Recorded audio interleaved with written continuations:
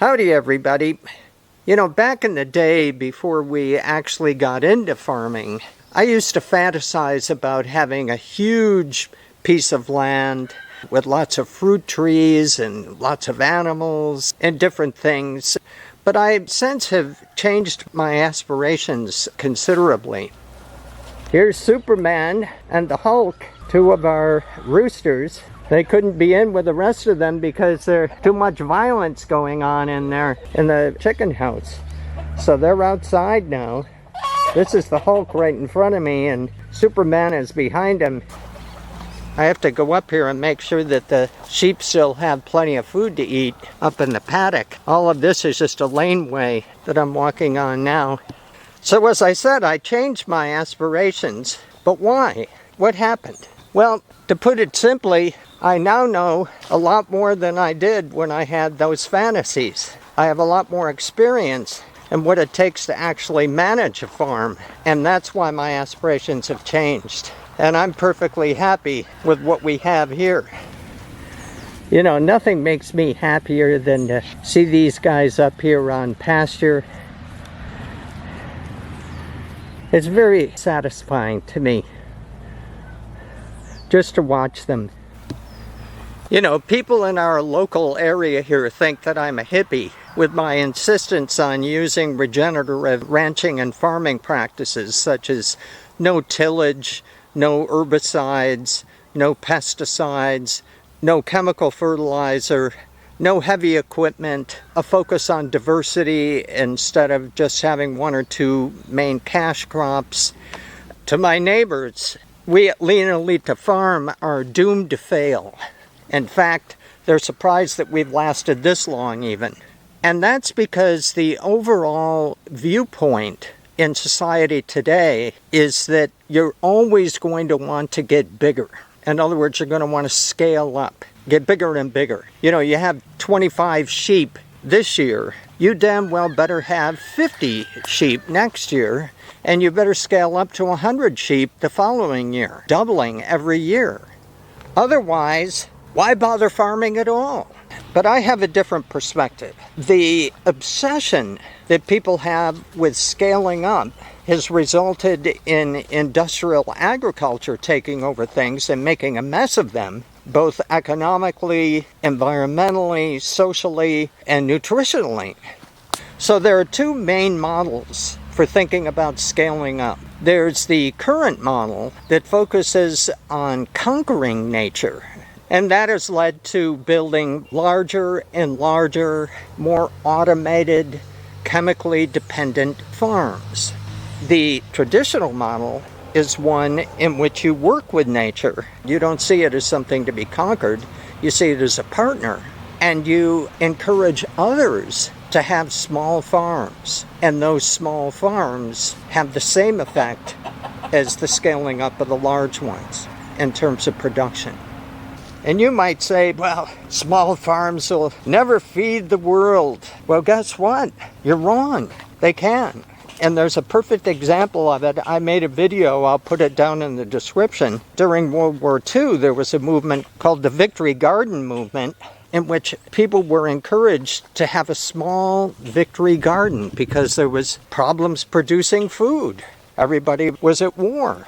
And those victory gardens actually produced enormous amounts of vegetables. So small farms can actually feed the world. It's just that they don't fit into the industrial model very well. And the industrial model is what has control.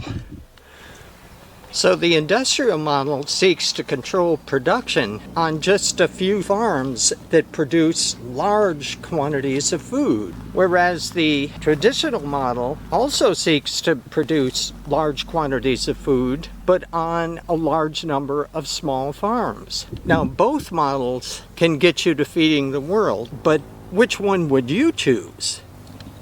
We're up here in the area where I've dug up a lot of the clumping grass and instead planted cover crops where the clumping grass used to be. And you can see that it's doing quite well. I'm very encouraged by that because I was actually worried that the clumping grass produces a chemical that prevents other plants from growing around it, but apparently it doesn't last very long, and these cover crops have been able to take hold where the clumping grass used to be.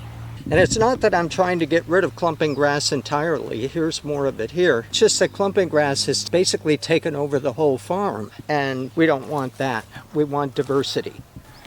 A question that I am asked pretty regularly is, why don't you hire somebody to help you? In fact, when we first bought the farm, those around us, friends and family, insisted that we needed to have a man on the farm helping us. And of course, that was a not so subtle way of telling us that two women couldn't possibly succeed. In a way, they were right. If we were operating on the scaling up model, then we definitely would have to hire other people as the farm got bigger and bigger and bigger. But we never had scaling up as a goal of ours. We simply wanted to have a small farm. Nevertheless, we were influenced by those around us and went ahead and tried hiring people on 4 different occasions. And each one of them was a miserable failure. Our first worker, and I use that term loosely, was a drunk. He was working with us when we first bought the farm and were building the house. And whenever we would come to check on the work of the crew that was building the house, we'd see him up there cleaning up and doing all kinds of stuff very industriously. And we thought it was kind of strange because we never asked him to do that. And so we talked to the foreman of the crew and asked him if our guy was bothering them. He started laughing. He said, listen, all that guy does is sleep all day, and whenever you show up, he jumps up and starts working. So he didn't last very long. Here we have more of the cover crops that I planted in place of the clumping grass. You could see that yellow flower and another one up here. Those are from the plant Crotalaria huncea, or sun hemp. And that's a nitrogen fixer and is a very good cover crop plant.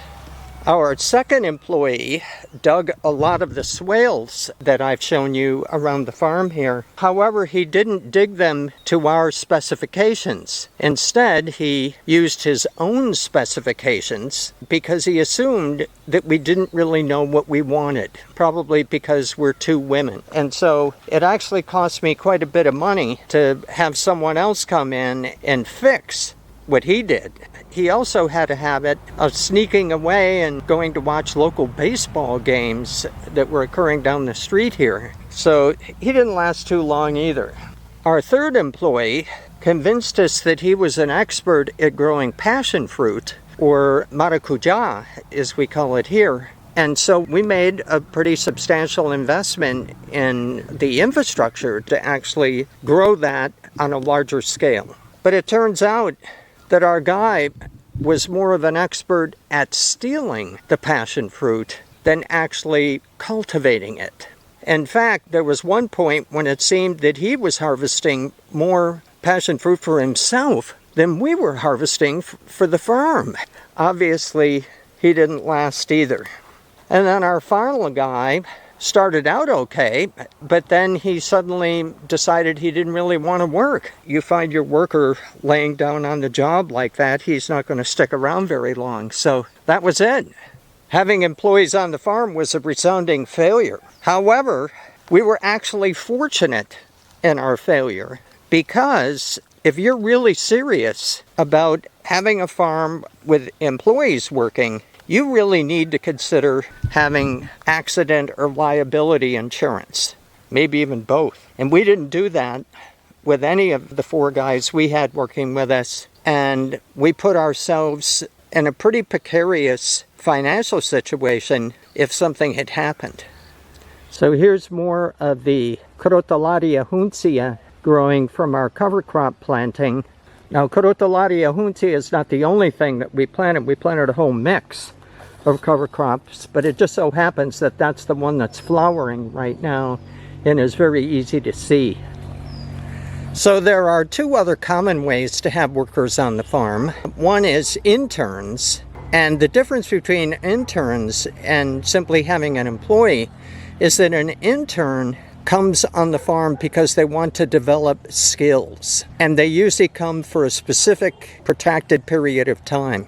Might be 3 months, might even be less than that, but they're not going to be there for a very long period. The problem with interns is that you may have to house and feed them, and we're not set up to do that, and I don't really want to get involved in that. And of course there's the insurance issue as well. The other option is called WOOFing. It's an acronym for Worldwide Opportunities on Organic Farms. So people from all over the world, they work maybe for a week, maybe even 2 weeks, but it's a short period. And those are usually people who are traveling around the world. They want to have housing and food. And like I said, we're not set up for that. In the end, we've decided to make this a one-person farm. Well, what does that mean? Well, we definitely won't be scaling up our operation here to something much larger, and we're going to be putting forth all of our efforts to develop infrastructure here that allows us to be able to run this as a one-person farm. We don't have that infrastructure yet. We're working toward it. And then finally, if there's something that either we can't do or we shouldn't do, we simply will hire somebody, a short-term person, to come in and do that job. They'll finish the job and they'll leave, and that's it. You might have images of me being like a cranky old woman sitting out on the porch with a shotgun across my lap, ready to drive away intruders. But nothing could be further from the truth. In fact, I don't even own a firearm. I never have. And I'm not cranky, damn it. And critics may say, well, you're never going to feed the world that way. And of course we won't. Do you actually know a farmer that is feeding the world? Can you name even one? No. Each one of us makes a contribution. And in our particular case, we want to be able to make a contribution to our own living and then to the local community around us. So with that, I'm going to end the video. I'll see you in the next one. Thanks a lot for watching.